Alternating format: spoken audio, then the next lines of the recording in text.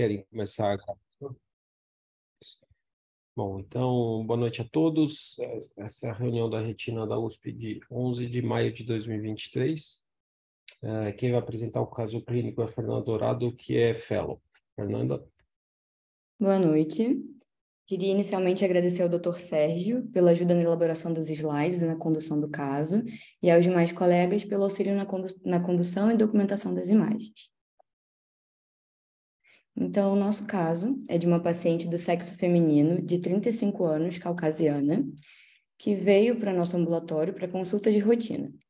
De história patológica pregressa, ela tem um diagnóstico de lúpus desde a infância e teve uma trombose venosa profunda no membro inferior direito há 3 anos e já terminado o tratamento com anticoagulante sistêmico.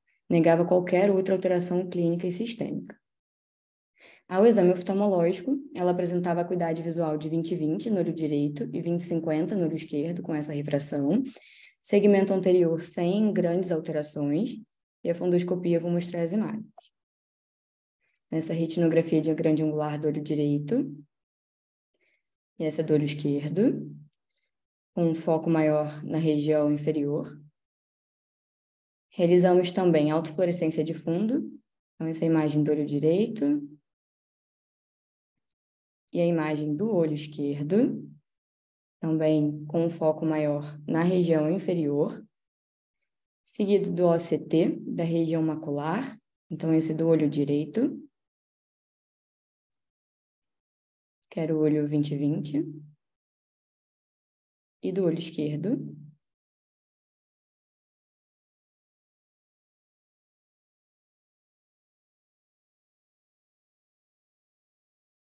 No OCT da região temporal inferior do olho esquerdo.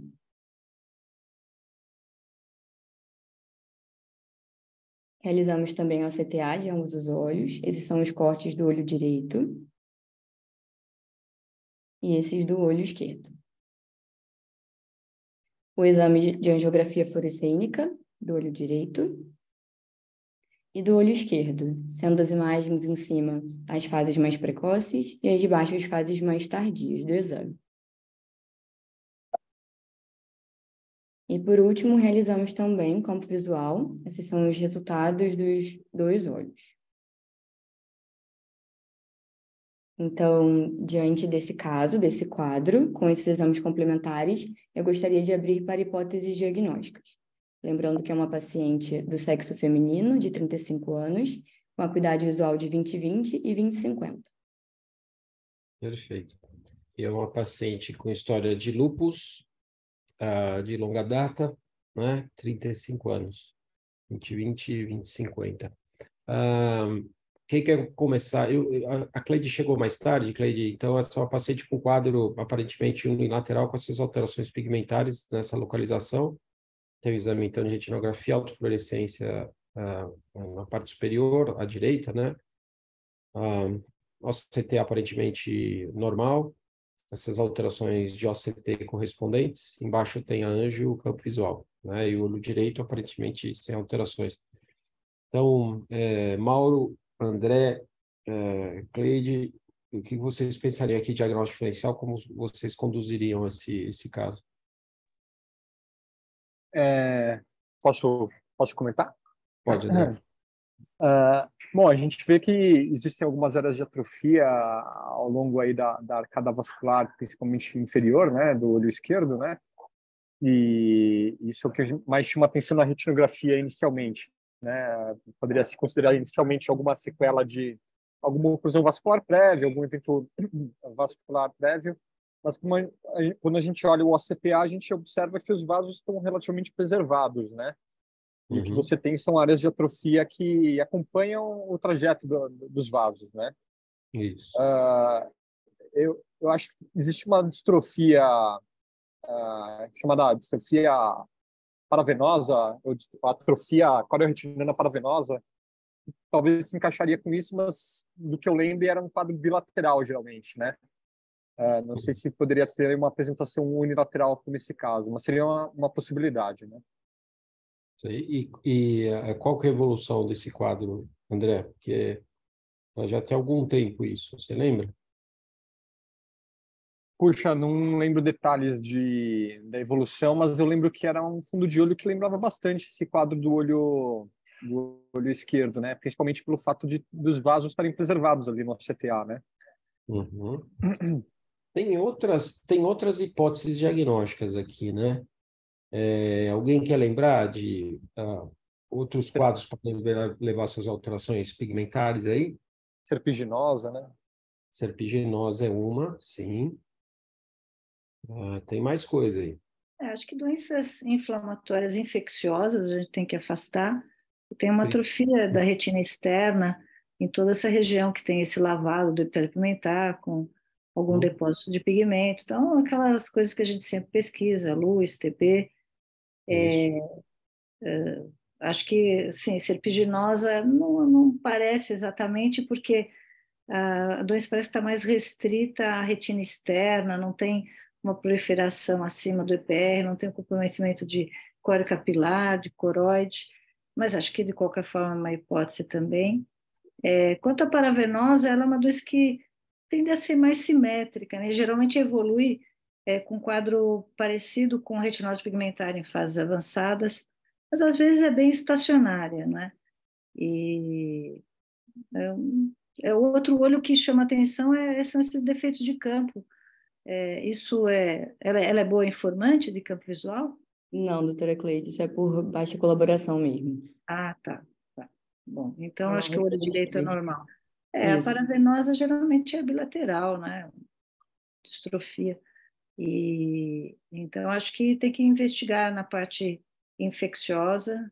É bem difícil o caso. Inflamatória em geral. Mas é estranho que a vasculatura do plexo profundo a gente não vê muito bem aqui. Ela é preservada também ou é um problema de segmentação só? Eu acho que é só segmentação, acredito. Porque deve ser segmentação. Então essas oclusões que ocorrem no lúpus, as oclusões vasculares de vasos de médio ou pequeno calibre, já ficam excluídas porque o ACTA é normal. Então acho que é mais um quadro de retina profunda. Por isso penso em mais doença inflamatória, infecciosa.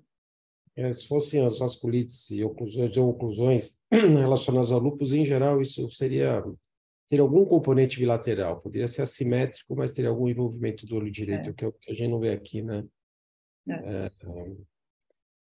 Tá? Então, a gente, só para encaixar, então, tem duas distrofias que apareceriam aqui. O que o André chamou a atenção da atrofia corioretiniana paravenosa pigmentada, que gera bilateral, com simetria, esse quadro é unilateral. A retinose pigmentar setorial, que em geral o paciente tem nictalopia, tem baixa divisão, é bilateral, é um quadro genético, né? As alterações infecciosas, né? Então teria que afastar principalmente luz e TB, eventualmente citomegalo, né? Uma paciente eventualmente seja imunodeprimida pelo lúpus, certo? Que mais? Serpiginosa, serpiginose, então, a localização em geral, peripapilar ou macular, aqui está uma lesão mais que atinge, fica externa ao polo posterior na maior parte das lesões, né, principalmente inferior, mas é um outro diferencial importante, certo? Então, o principal aqui é afastar as doenças infecciosas, teriam que ser tratadas, né? Ver se o lúpus está adequadamente tratado e, eventualmente, se a gente tivesse disponibilidade de um painel genético para acessar os outros diagnósticos de distrofia, tá? Então, a Fernanda é um caso que a gente vê muito pouco, bem pouco usual. Então, um caso bem raro que a Fernanda viu no ambulatório, certo? Então, Fernanda, você quer ver como é que foi conduzido? Você quer mostrar? Então, diante desse quadro, inicialmente, como a doutora Cleide sugeriu, nós optamos por descartar causas infecciosas. Então, solicitamos VDRL, FTBS, sorologia para HIV, teste anti-HIV, na verdade, PPD, sorologia para CMV e herpes simples. Vieram todos negativos. O que veio positivo foi o IgG, tanto para CMV quanto para herpes simples. Então, após descartar as causas infecciosas, e com esse achado clínico, e depois da gente revisar a literatura, nós chegamos ao diagnóstico que o Dr. André sugeriu, seria um quadro de uma atrofia paravenosa pigmentada retinocoroidiana, só que uma apresentação unilateral. Então, posso seguir, doutor Sérgio? Aqui alguém tem algum comentário para fazer? Não. Foi um diagnóstico de exclusão aqui, tá? Certo, Fernanda? O principal Sim. é descartar as causas infecciosas aqui ou relacionadas ao lúpus, que a gente basicamente descartou tudo, a evolução era diferente. A retinose pigmentar setorial, ela tem uma evolução muito ruim, tem nictalopia bilateral e tal, não se encaixa. Então, o que se encaixa aqui numa paciente que com ausência de um quadro infeccioso ou inflamatório associado, nessa atrofia, né? Atrofia geral bilateral, como a Fernanda vai rever, mas tem descrição na literatura, né, Fernanda, de quadros unilaterais.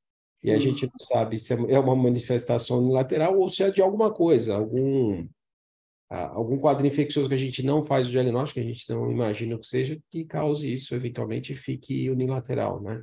O interessante é que as lesões estão restritas à retina externa, né? Toda a coroide está preservada, o EPR está preservado, então, em geral, essas white dots, tipo serpiginosa, já ficam excluídas.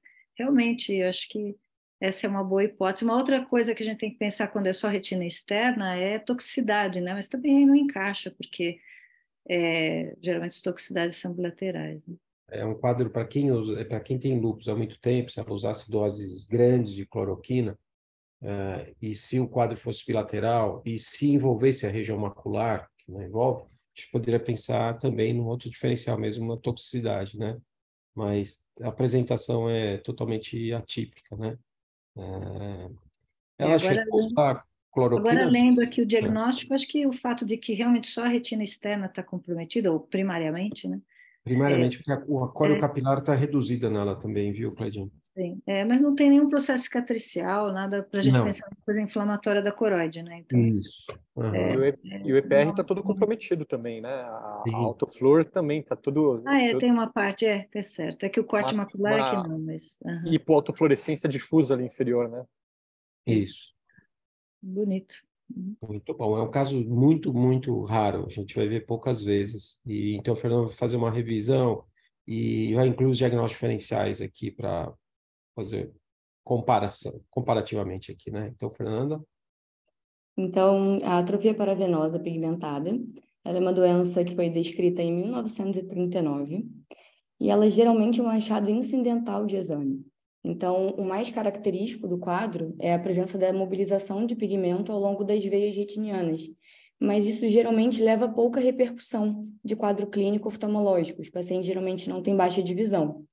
Então, a maioria dos pacientes é assintomático, passa por um exame oftalmológico, são detectadas essas alterações. Então, como um achado incidental mesmo. A maioria dos casos é esporádico, mas existem casos descritos na mesma família, e ela é mais frequente no sexo masculino. É uma doença rara, com etiologia desconhecida, e existem algumas teorias de fisiopatologia que sugerem um mecanismo causador dessa doença. Então, uma delas seria uma provável associação com doenças infecciosas e inflamatórias. Então, existem alguns casos na literatura de casos com atrofia, de pacientes com atrofia paravenosa, com tuberculose ou sífilis e outros com BC.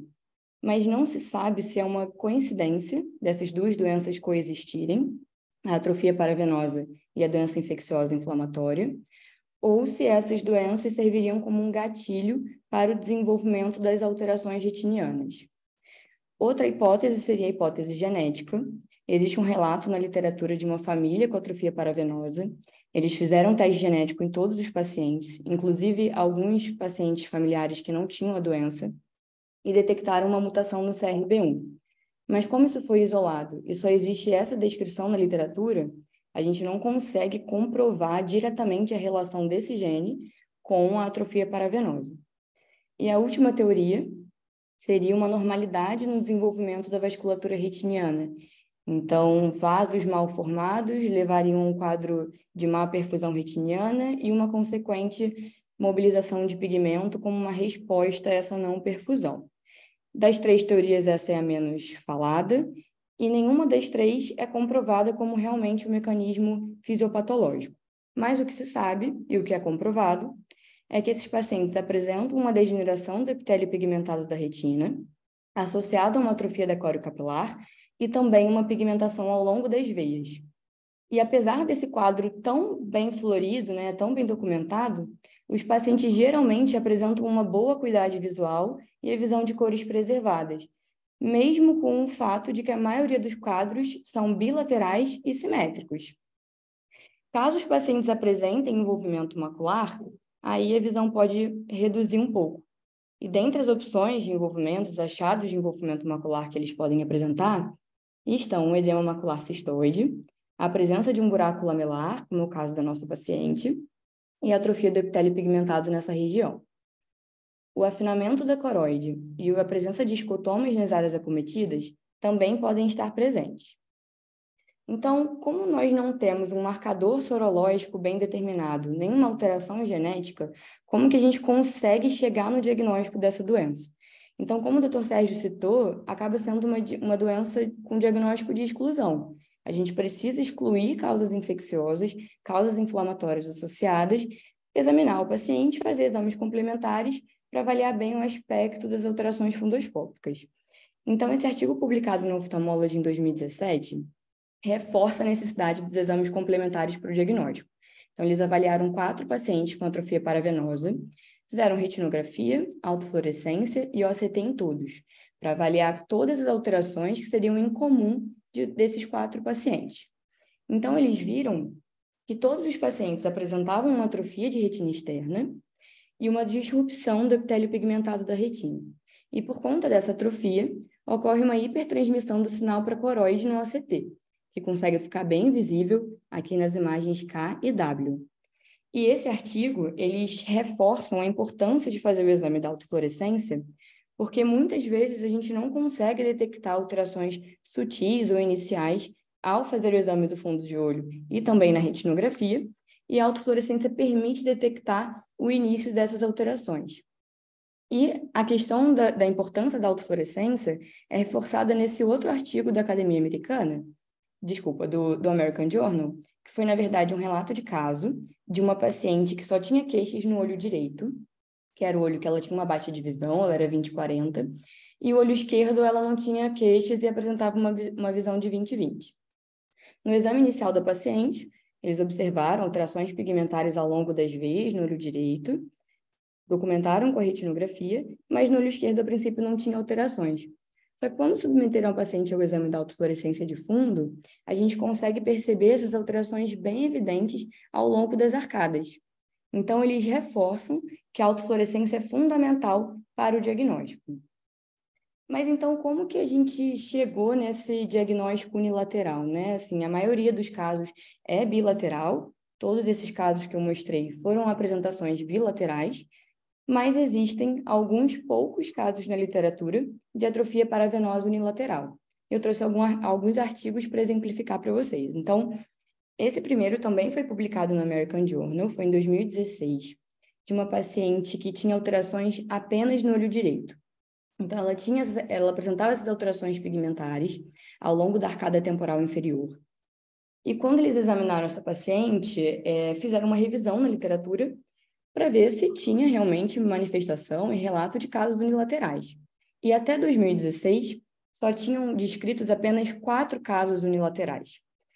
E esse grupo relatou que casos unilaterais e unifocais, como é o caso dessa paciente em questão, que só tem alteração na arcada temporal inferior, são mais raros ainda. Então, eles descrevem que no OCT, a presença dos vasos da Haller mais visíveis acontece por um aumento da penetração do sinal mesmo do OCT, por uma atrofia da retina externa e também da coro capilar.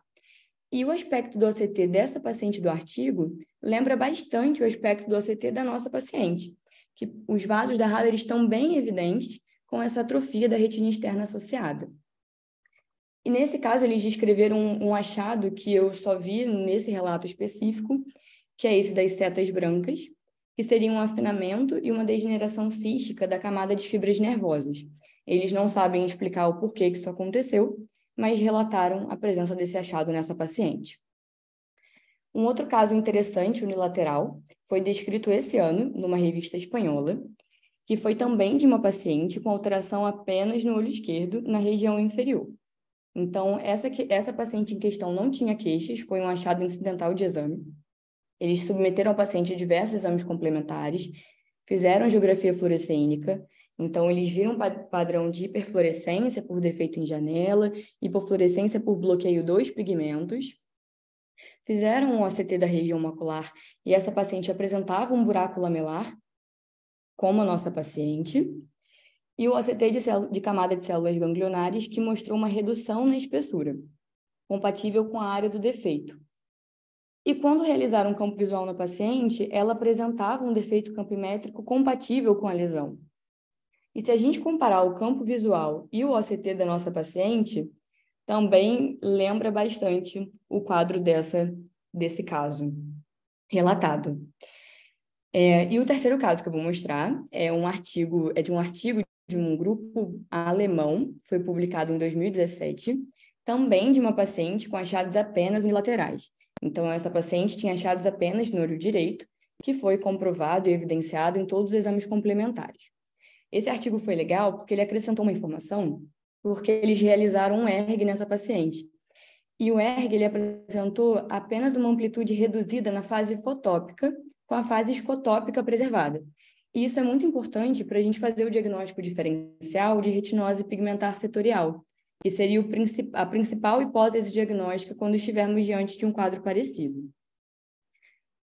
Então, diante de um quadro desse, de atrofia paravenosa, nós não temos muitas possibilidades terapêuticas. Então, não existe um tratamento específico. O que a gente consegue abordar e tratar são as complicações caso elas apareçam, como o edema macular cistoide. Mas, geralmente, não tem um bom resultado o tratamento, porque o componente é mais degenerativo do que acontecer por uma alteração de permeabilidade vascular, por exemplo, ou uma causa inflamatória. Mas o que é um ponto bom da doença é que tem um bom prognóstico e essas lesões geralmente não progridem, elas estacionam no mesmo aspecto. A única alteração que seria negativa a longo prazo é que esses pacientes podem evoluir para uma perda de campo visual periférico, como é o caso da nossa paciente. Então, é muito importante a gente diferenciar essa doença de outros diagnósticos que possam ter um prognóstico pior, para informar e acompanhar corretamente o paciente.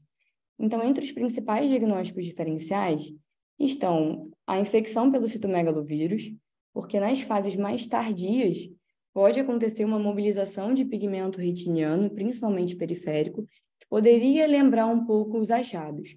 Mas a gente tem que lembrar que a infecção pelo CMV ela é bem mais frequente e ocorre, na verdade, em pacientes francamente imunossuprimidos. Então, pacientes com diagnóstico de HIV que não estejam em tratamento, com CD4 bem baixo, ou pacientes imunossuprimidos por algum outro motivo, o que não é o caso da nossa paciente. Um outro diagnóstico diferencial que o Dr. André citou é a coroidopatia serpinginosa, mas lembrando que ela é uma doença inflamatória, ela geralmente inicia peripapilar e se estende até a região macular, o que é bem diferente do padrão da atrofia paravenosa. O descolamento de retina crônico, em alguns casos, pode levar também a uma mobilização de pigmento, como uma reação mesmo do epitélio pigmentado, mas o paciente vai apresentar outras alterações, como uma rotura, um buraco, outros comemorativos no fundo de olho. A sífilis tem que ser sempre descartada. A sífilis pode, inclusive, causar um quadro de pseudo-retinose pigmentar.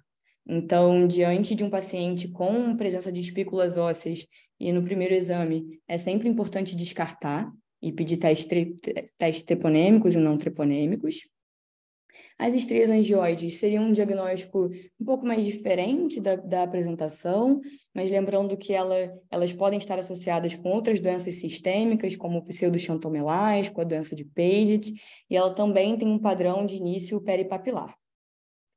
E a retinose pigmentar setorial, que seria o principal diagnóstico diferencial, e que é muito importante a gente diferenciar. Então, o principal fator dessa necessidade da diferenciação é que a retinose pigmentar setorial, ela tem um prognóstico muito pior do que o da atrofia paravenosa.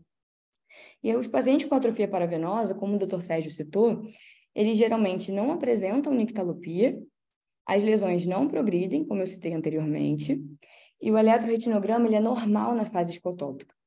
Então, esse ERG é da paciente do primeiro caso que eu apresentei da atrofia unilateral. Então, essa paciente em questão, ela apresentava alterações apenas no olho direito. E se a gente observar, ela não tem redução de amplitude na fase escotópica. Então, o gráfico de cima seria o olho direito e o gráfico de baixo o olho esquerdo. A gente consegue ver que a amplitude ela é muito semelhante nos dois olhos. Enquanto na fase fotópica, a paciente tem uma redução da amplitude no olho direito, o que é compatível com outro caso que foi descrito do grupo alemão. Os pacientes podem apresentar uma redução da amplitude na fase fotópica, mas mantendo a fase escotópica preservada. E só para enriquecer um pouquinho mais sobre retinose pigmentar setorial, esse artigo fez uma revisão e uma avaliação de 30 pacientes com esse quadro, e eles viram que 100% dos pacientes apresentavam quadros bilaterais, nenhum paciente apresentava quadro unilateral, e 90% apresentava quadros simétricos. Então, é bem raro o paciente apresentar retinose pigmentar setorial assimétrica. E eles focaram bastante nas alterações maculares que os pacientes poderiam apresentar. E a principal alteração que eles tinham era um edema macular cistoide. E lembrando e reforçando que os casos de retinose pigmentar setorial, apesar de um prognóstico pior do que os casos de atrofia paravenosa, tem um prognóstico visual melhor do que os casos de retinose pigmentar típica. E aí, só para enriquecer, na anamnese da paciente, eu perguntei um pouco sobre os familiares, se alguém tinha alguma alteração oftalmológica, e ela me falou que ela tinha uma irmã gêmea que apresentava uma baixa de visão desde a infância. E eu convoquei a irmã para examinar, e ela realmente tinha uma baixa visual no olho direito. Ela era conta-dedos a 50 centímetros, e no olho esquerdo ela era 20/20. Ela me contou que ela já teve um diagnóstico externo de ambliopia, ela realmente tem uma alteração refracional bem importante, ela é automíope no olho direito. Em segmento anterior, ela não apresentava nenhuma alteração significativa, mas no fundo de olho, ela apresentava essas alterações atróficas cicatriciais no olho direito, no final das arcadas vasculares, que não existiam, né, não eram presentes no olho esquerdo. E essas lesões eram hipoautofluorescentes no exame de alto flúor. No OCT, realmente eram lesões atróficas, mas na região macular ela não apresentava grandes alterações. O OCT do olho esquerdo não tinha alterações.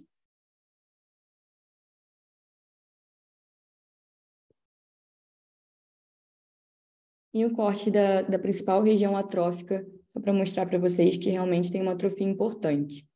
Então, essa irmã, a gente ainda não conseguiu fazer todos os exames complementares por questões logísticas mesmo, ela foi recente lá no ambulatório, mas a gente está se perguntando se não seria uma manifestação atípica também de um quadro de atrofia paravenosa, talvez com uma manifestação diferente por ela ser automíope nesse olho, mas ela vai seguir em acompanhamento e a gente vai continuar investigando.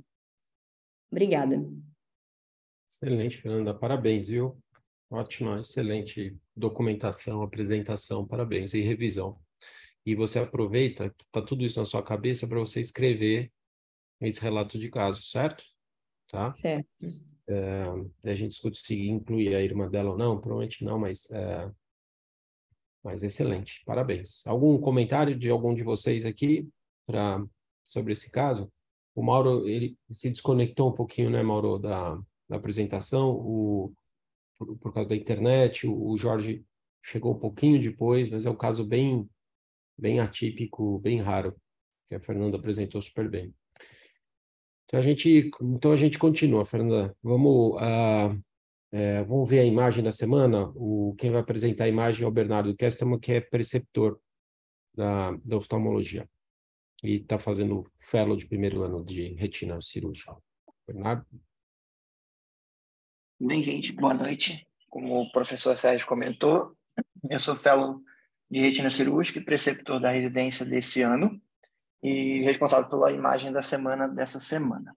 Então, queria agradecer ao Dr. Tomás, que é fellow também, pela ideia da imagem, e o Dr. Sérgio pela ajuda na apresentação. Então, essa é a minha imagem, é um OCT face de uma paciente do sexo feminino de 63 anos. E aí vou deixar algumas informações escondidas ainda para ver se alguém acerta. Então, uma imagem face, a gente não vai falar de que região. Alguma ideia aqui? Diagnóstico? Só por essa imagem? Clopiro-buraco de mácula. Ah, boa, Maurinho. Isso aí é pós-buraco de mácula, peeling 360 graus, seus dimple. Mas, peraí, vocês têm que dizer o diagnóstico aqui, certo? Diagnóstico? Lembra? Lesão Lembra? das camadas de fibra, das fibras das células ganglionares. Mas tem um nome disso em inglês, hein? Os Dimple. dimples. Dimple. Donfel, Don't certo? Isso, ó, tá escrito aí, o Leonardo escreveu aí, ó. Para mim era dimple, que a gente fala. É dissociação das camadas fibras nervosas. Isso né? mesmo. Associação da camada de fibra nervosa das células ganglionares. Tá, vou fazer outra pergunta para vocês. Depois o Bernardo vai fazer a revisão. Isso está associado a um mau prognóstico visual? Não. Funcional? Não. Apesar Exato. de alguns trabalhos em microperimetria mostram uma perda de contraste, mas a qualidade visual fica boa. Perfeito, porque uma teoria é que isso não representa a lesão dessas fibras, mas uma reorganização da camada de fibras nervosas sem a limitante interna sobreposta. A teoria também porque você tira os pés da célula de Miller, que são células estruturais. Então, as fibras nervosas elas se espaçam, elas ficam Isso. mais reorganizadas, dando espaço entre elas. Que manter a coesão seria a limitante interna, por causa que ela é o pé da célula de Miller. Perfeito, Jorge, sem causar dano das camadas de fibras nervosas. Não perde visão. Isso. Não perde visão. Não perde Mas visão. tem Uhum.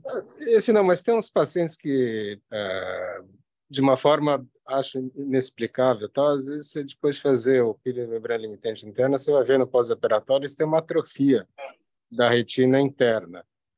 Se tem uma correlação com isso, se é um gradiente, né? As áreas que você tem trauma, não sei dizer, mas da limitante interna, da retina interna, se deve principalmente a trauma cirúrgico, da ponta do fórceps ou da alça, que você aperta um pouquinho. A retina é viva. Qualquer traumazinho que você dá ali, você mata a célula ganglionar e você tem uma atrofia.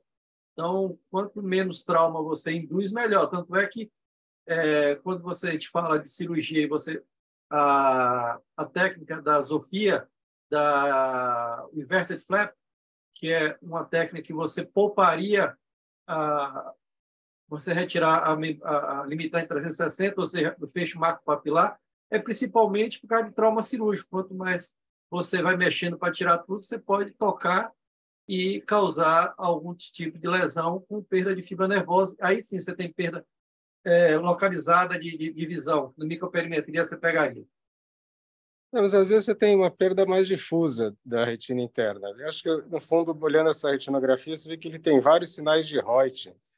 Então, eu não sei se é tão inocente assim ou se a gente só não consegue detectar a lesão funcional.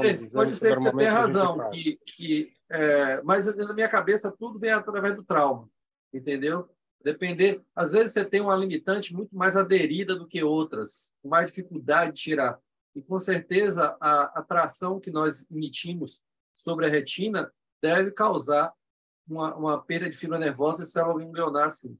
Eu acho que não só o toque, mas a força que você imprime para você retirar isso pode causar um trauma cirúrgico e você fazer uma atrofia difusa, como o Reut está aqui mostrando muito lindamente aqui nessa foto. Uma outra coisa interessante é que essa lesão ela aparece e progride até o 3º mês depois da cirurgia. Depois ela não progride mais, né? Então, se fosse uma lesão se fosse uma alteração que estaria associada com lesão celular, mecanismo de apoptose, você teria uma perda contínua dessas células e essas alterações continuariam a piorar e daí piorariam o campo do paciente, microperimetria de uma forma acentuada. Mas isso estabiliza no 3º mês, né, em geral. Então, o mecanismo fisiopatológico exato não é um consenso, né, como vocês falaram. É ótimo, excelente. Parabéns pelo diagnóstico, 2 cirurgiões. Isso é diagnóstico para cirurgião, né? Bernardo, você quer fazer uma revisão contínua? Sim. Tem algum outro dado para apresentar e para rever aqui? Pode ir. Eu vou para a revisão. Na verdade, esse é a etnografia OCT da foto anterior, então que a gente consegue perceber essas regiões que os professores falaram de afinamento na retina mais interna, e aqui um pouquinho de líquido ainda, talvez o restante do buraco macular. Então, de fato, essa é a foto anterior à cirurgia da paciente. Ela foi submetida a uma cirurgia, para uma vitrectomia para buraco de mácula, na qual foi realizado um peeling de membrana limitante, e essa é o diagnóstico de Associated Optic Nerve Fiber Layer, que é o DONFIL. Então, vou fazer uma revisão breve aqui sobre o assunto, é mais para a gente conhecer. Então, o DONFIL é uma alteração anatômica da retina interna, que ocorre após a vitrectomia com peeling de membrana limitante interna, seja qual for o motivo. Como o professor disse, ele tem um início, em geral, de 1 a 3 meses após o procedimento, então não necessariamente é logo no pós-operatório imediato. E essas aqui são as imagens da primeira descrição dessa alteração, em 2001, com um estudo japonês, que a gente já consegue perceber esses dimples, na verdade, são as próprias imagens, essas imagens mais fusiformes que mostram na retinografia, e até melhor em etnografias com canal azul, né, que a gente chama. Então, como os professores falaram, e como é conhecido, quando uma coisa tem vários mecanismos, é porque a gente ainda não entendeu ainda o mecanismo exato que ele é causado. Então, existem alguns estudiosos que dizem que pode ser causado por um dano tracional, propriamente dito, à retina interna, durante o peeling da limitante. Alguns adventam a possibilidade de alguma toxicidade pelo corante, principalmente os locais que utilizam ainda indocianina verde para curar a limitante. Hoje em dia, o que é mais aceito, talvez, seria a própria lesão das células de Miller e alteração estrutural da retina por essa retirada da membrana limitante interna. E existem alguns estudos, inclusive, que argumentam da possibilidade de, na verdade, essa ser a superfície irregular retiniana após a retirada da membrana limitante interna.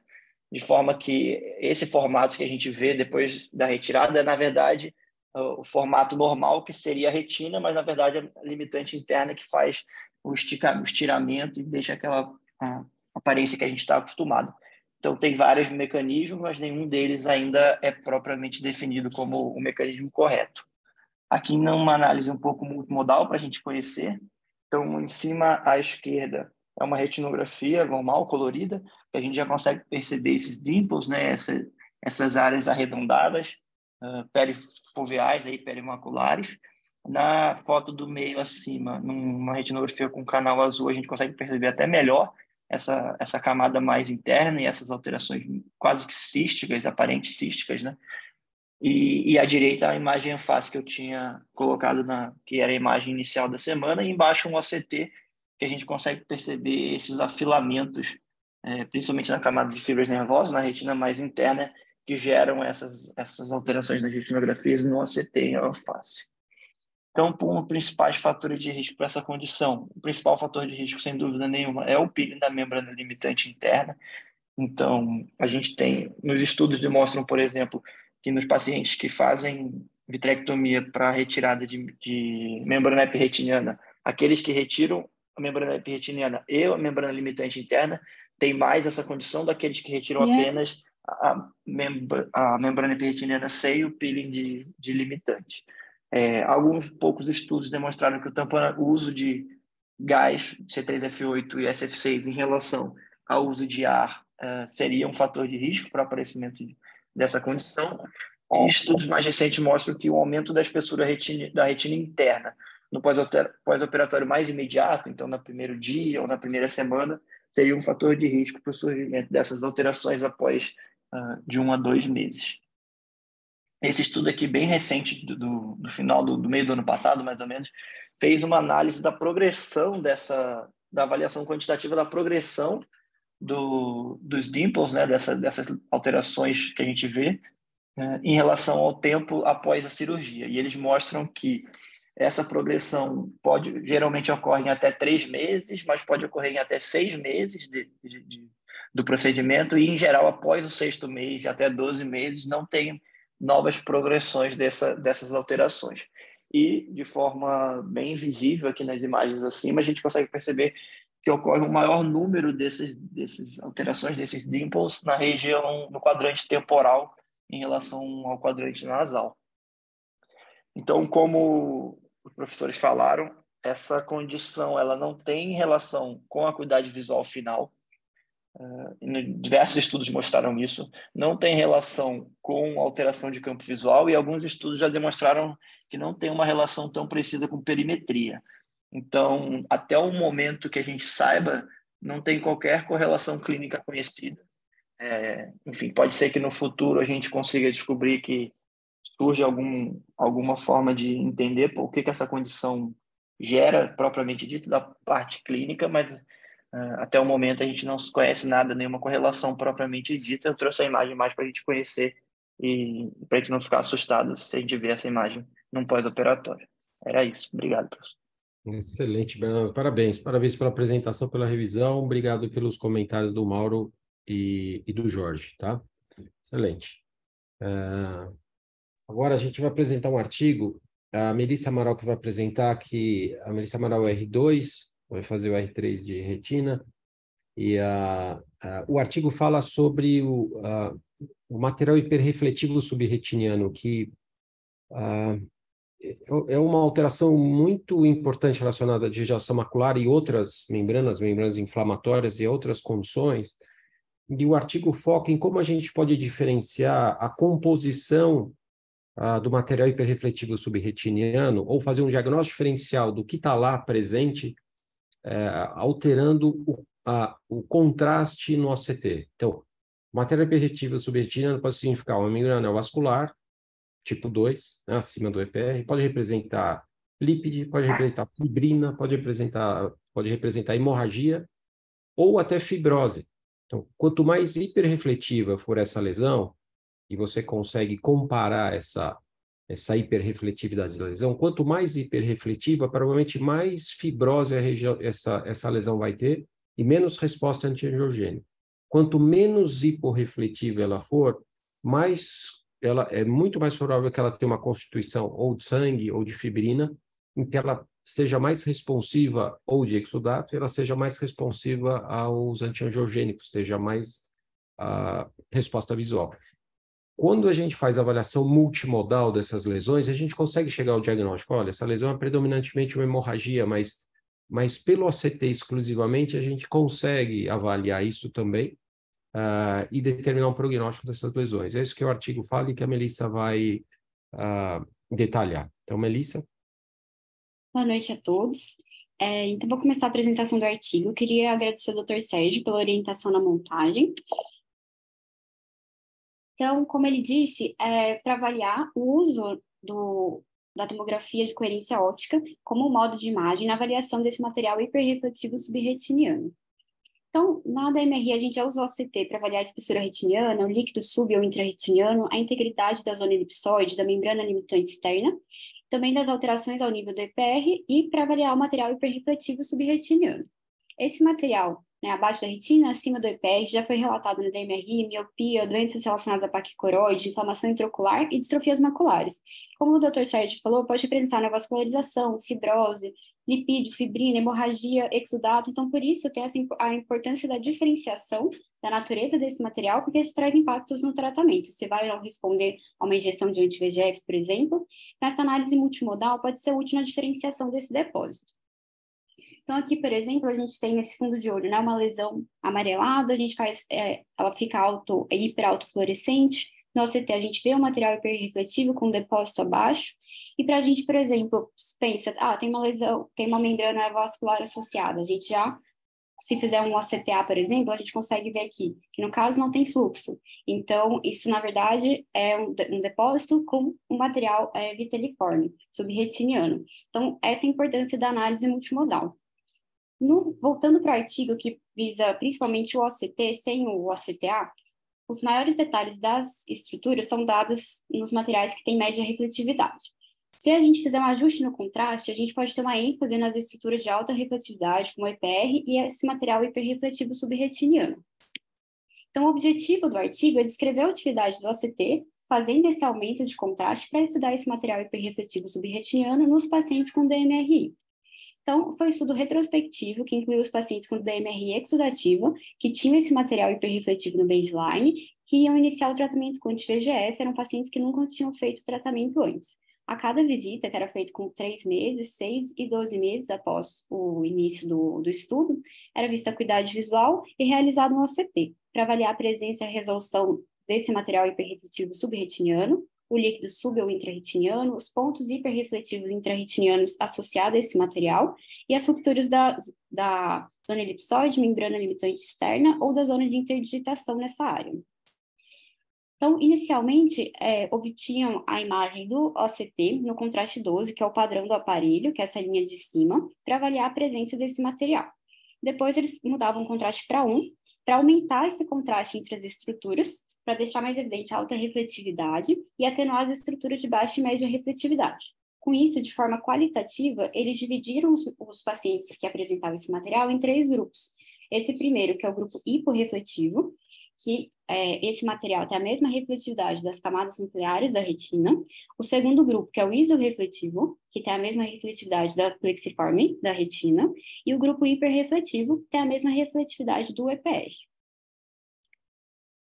Então, foram avaliados 44 olhos, com uma média de idade de quase 82 anos. A principal lesão neovascular era tipo 1. E aqui do material hiperrefletivo subretiniano, nessa classificação que eles tentaram fazer, 18% dos pacientes apresentavam essa classificação hiporrefletiva, quase 48% isorrefletiva e 34% a classificação hiperrefletiva. Dos resultados, eles avaliaram a persistência desse material ao longo do acompanhamento no final dos 12 meses. O grupo hiperrefletivo, todos os pacientes permaneceram com esse material ao final do estudo.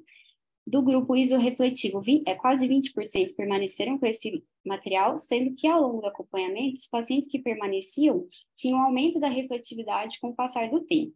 E do grupo hiporrefletivo, todos os pacientes acabaram reabsorvendo, desaparecendo esse material no acompanhamento, sendo que todos esses pacientes do grupo hiporrefletivo, já no 3º mês, não tinham mais esse material no OCT. Eles não encontraram uma relação entre a refletividade do material e o diagnóstico exato da lesão, mas o que eles viram é que a maior refletividade levava a menor taxa de desaparecimento, que levava mais para o lado de neovascularização ou material fibrótico, e o grupo de menor refletividade, que desaparecia ao longo do acompanhamento, que podia ser mais relacionado à exudação subretiniana, que tem a resposta ao tratamento com anti-VEGF. Em relação à acuidade visual, o grupo hiperrefletivo, desde o baseline, ele já tinha uma acuidade visual significativamente mais baixa, isso se manteve no 12º mês.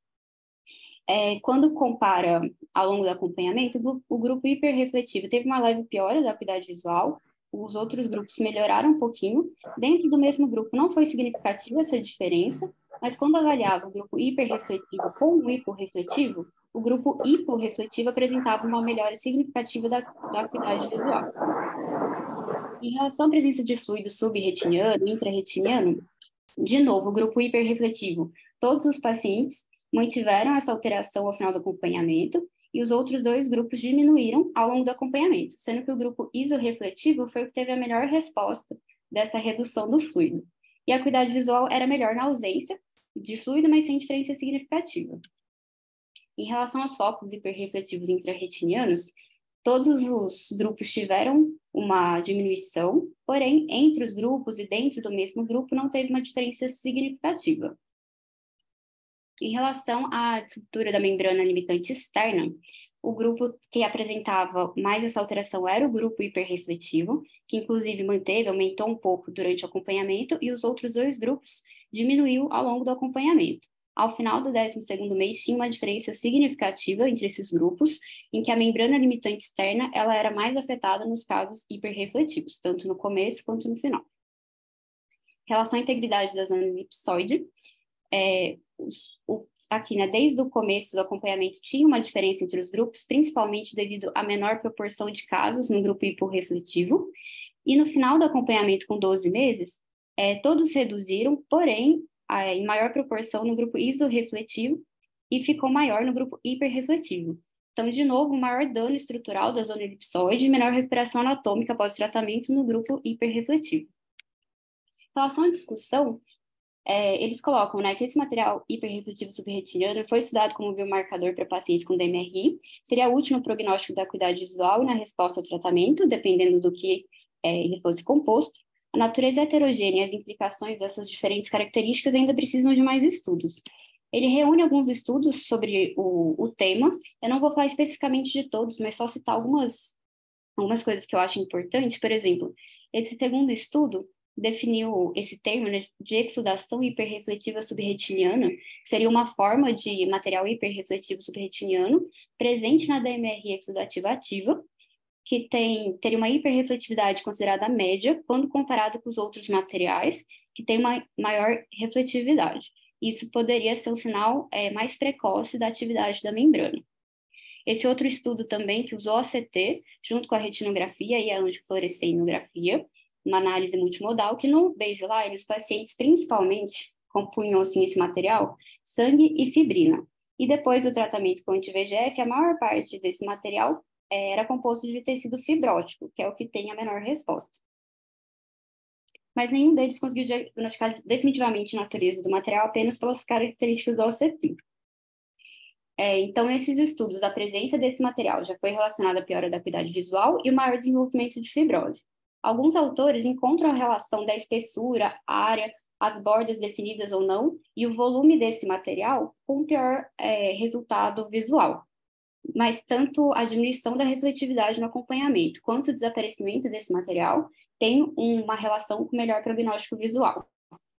As limitações do estudo é o número de participantes, de 44 olhos, não tem uma metodologia objetiva para comparar a refletividade desse material, foi feita uma divisão qualitativa, e não tem avaliação da área desse material, que é algo que em outros estudos mostraram ter relação com uma piora da acuidade visual.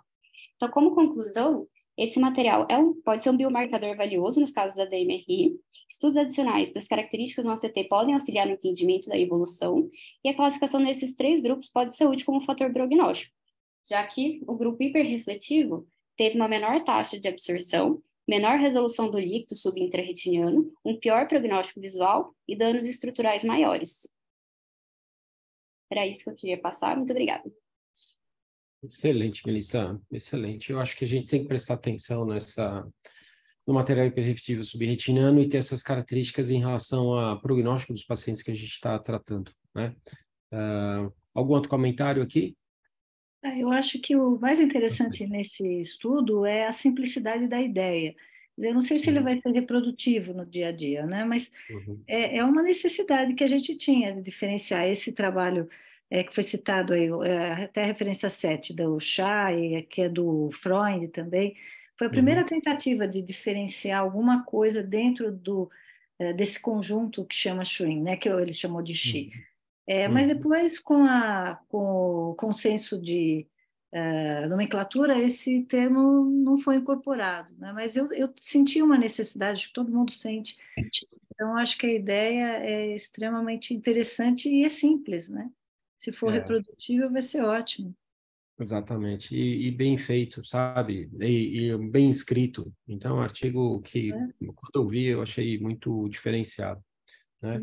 Eu acabei não pegando bem o artigo, mas o pessoal tem, repetindo um pouco, a avaliação se o stream é espesso ou é fino. Uma tentativa de dizer quais são mais possivelmente vascularizados ou não. Claro que com a CTA é uma discussão, enfim, que não perde um pouco a importância, mas aquele do Torrini, o Sada, ele fala bastante isso, se o stream é mais espesso, é mais fino. Sim. Eles usam essa coisa da espessura muito com inteligência artificial, né, para separar o que é mais grave e menos grave, a espessura, né? Quanto mais espesso, mais reação inflamatória esse paciente teve, crônica, mais fibrose ele tem, então menor o prognóstico. Quanto mais fino, né? São coisas que aparentemente são de senso comum, né? Você olha e fala, putz, é verdade. E quanto mais hiperrefletiva for a lesão, como a Melissa apresentou, provavelmente mais fibrose tem nessa lesão, menor resposta ele tem, pior prognóstico ele tem também. Então, eu acho interessante a gente prestar atenção nessas lesões, quando a gente vai tratar o paciente, para a gente ver, provavelmente, há quanto tempo ele tem a lesão e qual a resposta que a gente vai ter com o tratamento. Né? É importante isso. Muito bem. Obrigado, Cleide e Mauro, pelos comentários. Melissa, parabéns, tá? Apresentação excelente. Muito bom. E o artigo vale a leitura, hein? Agora, o Fábio Gomes, que é preceptor, está fazendo o fellow dele cirúrgico, de retina, vai apresentar, então, o caso cirúrgico. Fábio? Oi, tudo bom, professor? Boa noite, pessoal. Sou o Fábio Marinho Gomes, sou preceptor e fellow da retina cirúrgica desse ano. Gostaria de agradecer primeiramente ao Dr. Sérgio Pimentel pela ajuda na elaboração da apresentação, na discussão do caso, Dr. Leandro Cabral, doutora Maria Tereza Bonanomi, pelo auxílio na discussão do caso no ambulatório, o Nicolas Gil, o Luiz Eduardo e o Thiago Nogueira, pelo auxílio com o caso que eu vou apresentar a seguir. Bom, o caso é de uma paciente do sexo feminino, uma criança de 11 anos, parda, que deu entrada no pronto-socorro aqui do Hospital das Clínicas com uma queixa de baixa acuidade visual progressiva no olho direito há 2 meses. Com história, ela estava em investigação dessa redução da acuidade visual do olho direito, porém ela já tinha um histórico de cegueira do olho esquerdo desde o primeiro ano de idade, referido pela mãe por um quadro de descolamento de retina prévio. De antecedente oftalmológico, ela tinha um diagnóstico de miopia patológica, esse descolamento de retina do olho esquerdo e tinha realizado fotocoagulação a laser em serviço externo há 2 meses do olho direito, que era o olho da queixa. No exame oftalmológico, apresentava acuidade visual com correção de 0,5 parcial do olho direito, com uma refração subjetiva de menos 9,5, com menos meio a 150 de astigmatismo, e no olho esquerdo, acuidade visual de SPL. Motricidade ocular extrínseca, pressão intraocular e biomicroscopia sem alterações. Bom, na retinografia de grande angular do olho direito, a gente consegue identificar na periferia as marcas do laser que ela havia realizado, já pigmentadas, e fica muito difícil de avaliar através da retinografia e também no ambulatório ficou muito difícil de avaliar pela falta de colaboração da paciente, também pela idade, né? E também por conta que tinha muitas poucas alterações no fundo de olho. Então, essa região temporal aparentava estar um pouco mais elevada, só que tinha essa dúvida no momento do exame. Dando sequência, o olho esquerdo, na retinografia, já mostra um descolamento de retina total, com característica crônica, e um olho com acuidade visual SPL. Bom, devido a essa dificuldade na realização do exame, a gente fez um OCT do olho direito para ver como estava a região macular dessa paciente. Ela conseguiu colaborar e na região macular, num corte que eu trouxe, mostra o descolamento de retina, vindo uma infiltração maior na região temporal dessa paciente. E como durante o exame de fundo de olho, de mapeamento de retina, a gente não identificou a rotura e ficou suspeita essa região mais temporal das marcas de laser que ela havia feito em serviço externo há 2 meses atrás. Bom, abrindo o quadro de uma paciente, uma criança do sexo feminino, com 11 anos de idade, com queixa de baixa acuidade visual do olho direito, nesse olho único que ela tinha, com um tempo de evolução de 2 meses, e com essa seguinte retinografia de grande angular, e o OCT mostrando um descolamento de retina mácula off, gostaria de abrir para alguns questionamentos referente ao caso da paciente, que qual técnica cirúrgica seria indicada para o caso, visto que é uma paciente de olho único, sem roturas visualizadas, dependendo da indicação, quais especificações e cuidados no intraoperatório dessa paciente, e se indicado introflexão escleral, realizaria crioterapia ou a drenagem no intraoperatório? Perfeito, Fábio. Ótimas perguntas. Dá para colocar o John? O John está aqui, mas ele não está como co-anfitrião, né? Então, se pudesse colocar o John enquanto o Jorge comenta. Jorge? Eu estou aqui. Ah, John, Oi. Que eu não sei que você tivesse como co-anfitrião aqui. Não, eu estou. Agora você está, você não estava. Eu estou aqui.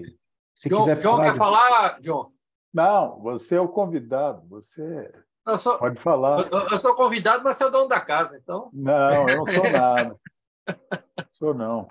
Não, Então, esse olho aqui, ela não, você colocou aí que ela já foi operada de descolamento, não só Não. laser. Você falou que há Não. 10 anos esse olho, é o olho direito. Na descrição aí você falou que descolamento de retina há 10 anos no olho direito. O olho esquerdo estava com descolamento de Esquerdo. retina há Tá, 10 anos. então tá errado lá a sua. Então, Eu acho que tem que examinar direito essa paciente, tá? E realmente ela tem DR, né, pelo OCT, mas eu acho que vai ter que anestesiar ela, examinar direito e provavelmente nesse exame já fazer a cirurgia. Mas eu realmente iria para uma introflexão nessa criança, eu iria. Com a introflexão escleral, bloquear ela. ótimo. Essa é a minha opinião. Então, E eu faço crio, eu não vejo problema de fazer crio. Quanto à drenagem, eu gosto de drenar, mas às vezes tem pacientes que você não consegue drenar porque é muito raso, não tem um bolsão. Aí o que você pode fazer é simplesmente fazer. Você pode fazer a introflexão, mas aí você tem que fazer uma paracentese, tem que ter cuidado. Como é uma alta míope, é uma câmara profunda, então você pode fazer e dá para fazer só a introflexão, sem ter que drenar. Tá?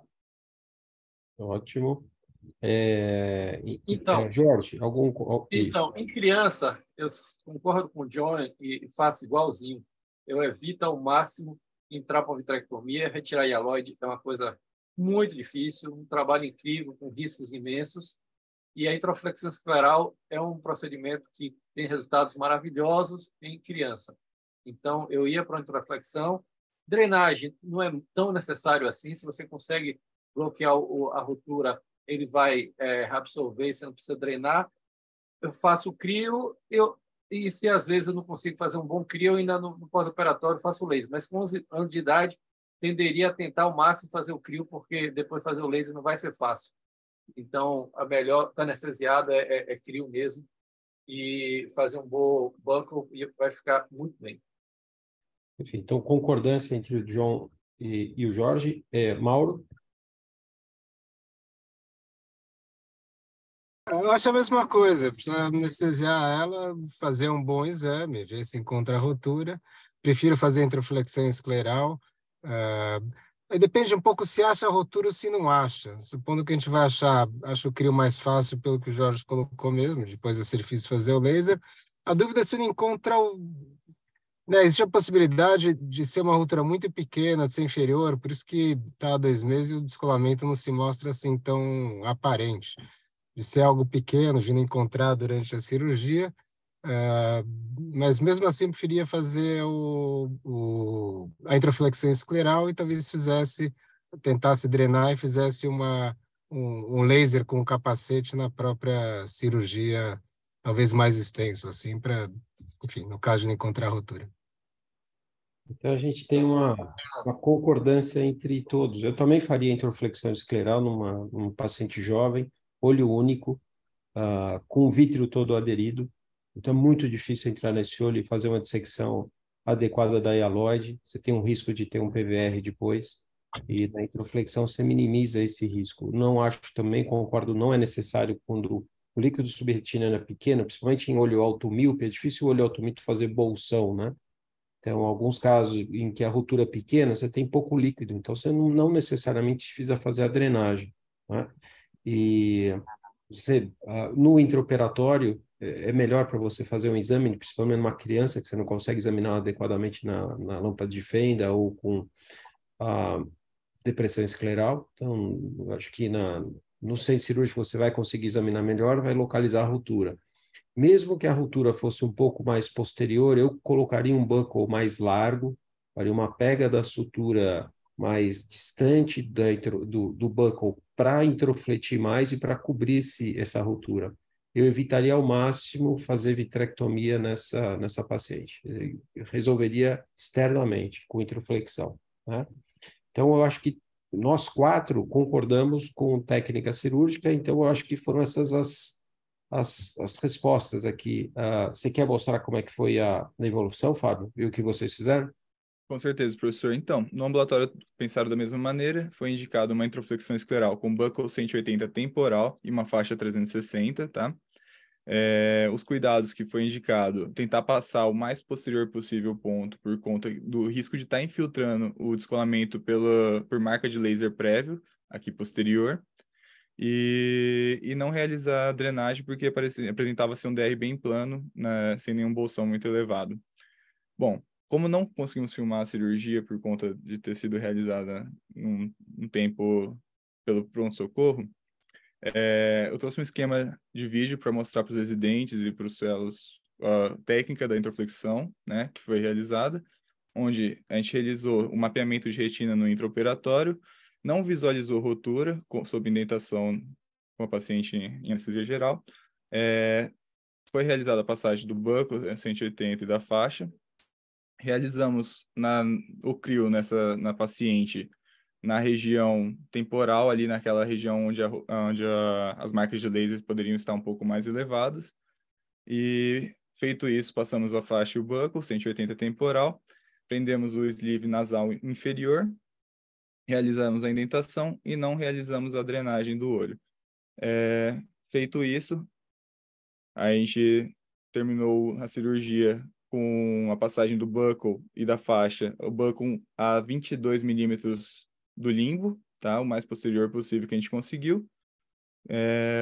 E terminou tudo bem com uma boa indentação e uma boa evolução do quadro.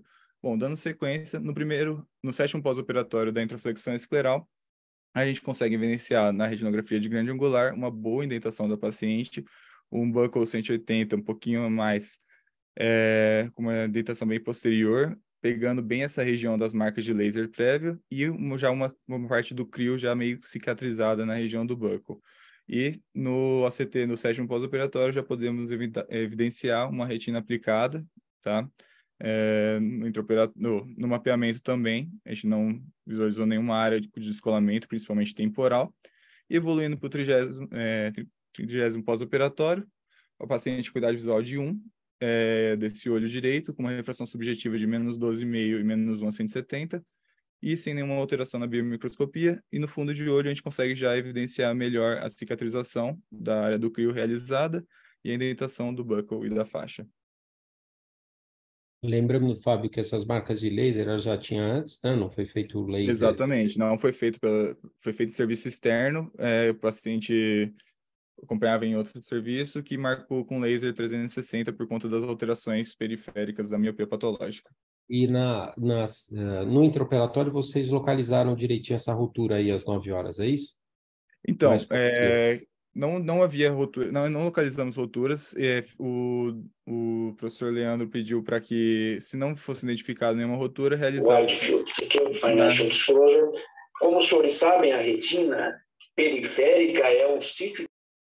Bom, na região temporal, foi pedido para fazer um crio nessa região onde o laser apresentava parecer um pouco mais elevado, e a gente realizou bem nessa região de laser prévio, bem temporal, que estava um pouquinho mais alterado no fundo de olho pré-operatório. Tá, então você fez um buckle grande, temporal, largo, mas sem localizar, então, a ruptura. Quer dizer, a suspeita era onde você fez o crio, mas exatamente. A confirmação, né? Tá. Sim. O Mauro, John e Jorge, algum comentário aqui de como foi feito? Eu acho que foi bem feito. Aqui, vendo pela introflexão, acho que ficou bem posterior, né? Talvez não precisasse ser tão posterior. Eu sempre pego, a minha pegada anterior é sempre no anel na espiral de Tillot. Tá? Você, quando traciona os dois músculos, você consegue evidenciar isso. Então, a minha pegada anterior é sempre ali. E depois, a posterior, eu vou o máximo que eu consigo, entendeu? Aqui, você, no seu diagrama lá que você mostrou, muito bonito, você mostrou uma drenagem ali debaixo do músculo, mas não teve drenagem, né? Nessa técnica não teve drenagem, nessa cirurgia... Então nessa cirurgia não teve. Tá, não teve. Então, beleza.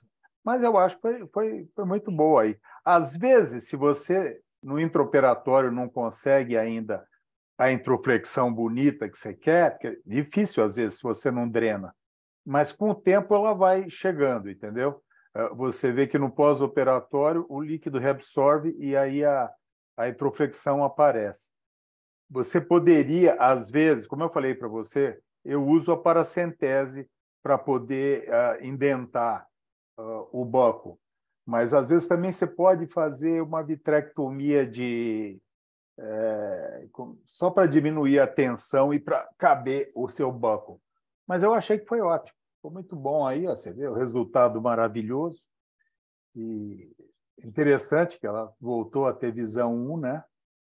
E está descolada há algum tempo já, né? Pelo menos 2 meses. Parabéns. Jorge? Obrigado. Concordo plenamente. A cirurgia foi muito bem executada, está muito bem colocado o buccal, não faria melhor.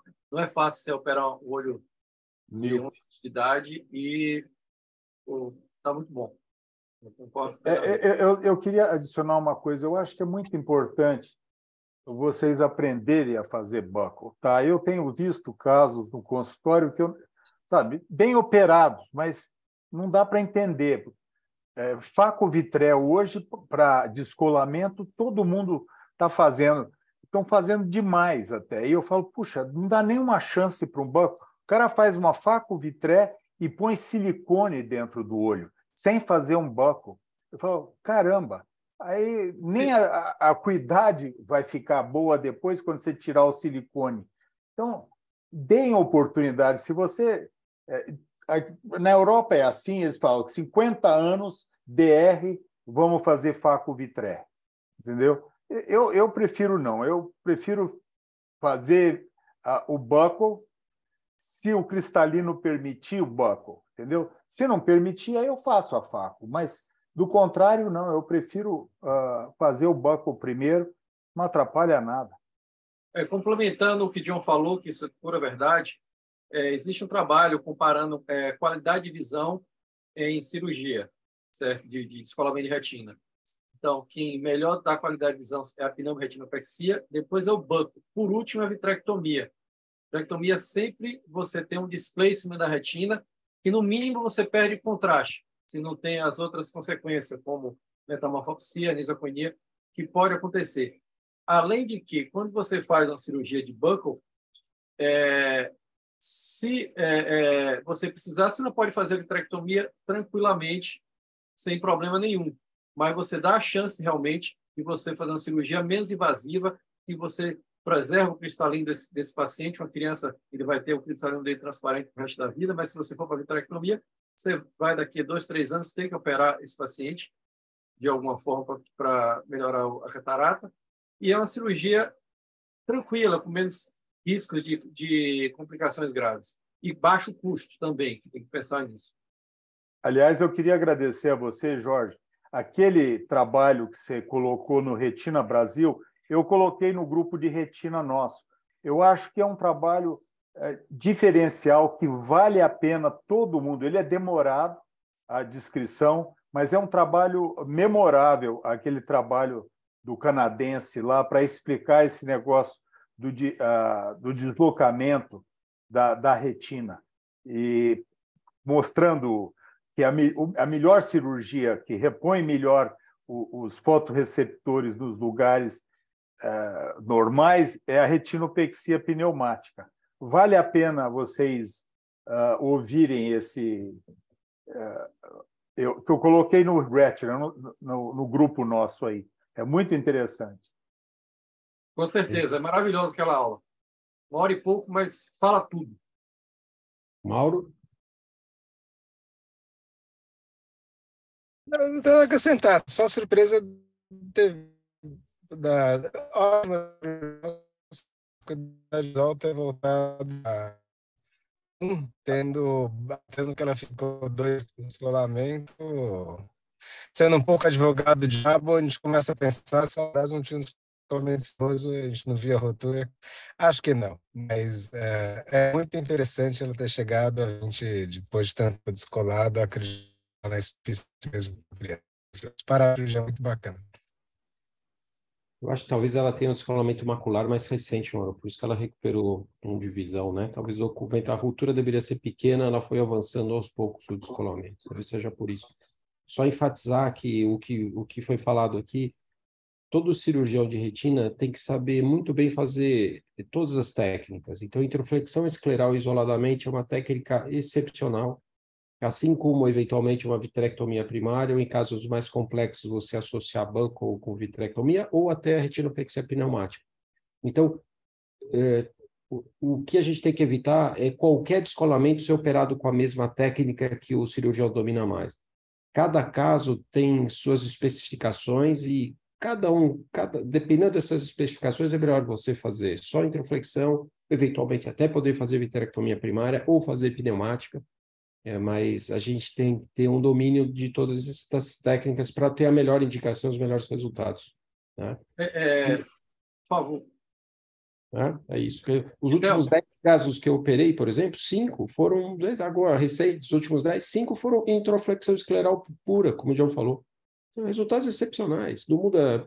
Você faz 180 inferior, nem refração muda, não muda o vítreo, não precisa operar a catarata, não põe gás dentro do olho, o índice de PVR é muito menor, então desde que você não faça muito crio. Então é uma técnica que é interessante como está em desuso ou é menos usada hoje do que há 20 anos atrás, mas ela é uma técnica muito valiosa, tem que ser dominada pelo pessoal que está se formando, e no HC a gente tem esse ensinamento, tem essa cultura de fazer buccal, né? Certo, John? Certíssimo. Betel, você falou aí, só para complementar, uma coisa que quem está aprendendo retina é que eu demorei muito tempo tentando arranjar uma fórmula mágica. Ah, não, desse jeito, todos eu vou fazer vitrel, todos eu vou fazer buccal. Não. A retina é um exercício de raciocínio. Você tem que ver cada detalhe, cada circunstância e customizar a técnica que você está usando que melhor se encaixa naquela situação clínica que o paciente está enfrentando. Então, exatamente, todas as técnicas são maravilhosas, depender da indicação. Você tem que saber o que você está fazendo e por que você está fazendo. Não é fazer tudo, não, tudo é desse jeito. Não, não é tudo desse jeito. Cada coisa cada ferramenta tem sua aplicabilidade para ter o melhor resultado. Então, não dá para fazer vitrectomia em todo mundo, porque não vai ficar bom vitrectomia em todo mundo. Se entrar numa criança de 11 anos de idade de vitrectomia primária, a chance de complicar e fazer essa criança perder a visão é enorme. Com certeza. É super difícil. Então, o fellow tem que aprender a raciocinar cada caso, o que eu deveria fazer de melhor, e assim ele vai conseguindo evoluir. Hoje, o mantra na descolamento de retina, menos é mais. Quanto menos você agride o olho, melhor qualidade de visão você vai ter. E isso que hoje se pensa, visão. A gente tem que restaurar a visão desse paciente. Perfeito, Jorge. Assinamos embaixo. Então, assim, obrigado aí, John, Jorge e Mauro, pelos comentários. Fábio, parabéns pela apresentação e pela cirurgia, tá? Obrigado. Excelente o caso. Você salvou o olho único de uma criança. Obrigado, né, prêmio melhor que esse? Não tem, né? Então, sim, excepcional. Parabéns, parabéns. E, além disso, eu queria agradecer a apresentação, então, do artigo da Melissa Amaral, da imagem do Bernardo Kestelman, do caso clínico da Fernanda Dourado, das participações também do André Creus, da Cleide Machado, a participação do chat aqui, do Leonardo Machado, que fez o diagnóstico do Donfield, e até o comentário do Moto G50 5G, que vocês têm que colocar o nome quando vocês falam aqui, porque senão a gente não sabe quem está falando. Então, o Moto G, da próxima vez, coloca o nome aqui para a gente citar, tá? E um abraço para todos. Quinta-feira que vem a gente tem mais uma reunião, vai ser a 10ª desse ano. E até quinta-feira que vem, boa sexta-feira e bom final de semana para vocês, tá? Um abraço para todos. Realmente. Tchau, John. Tchau, tchau.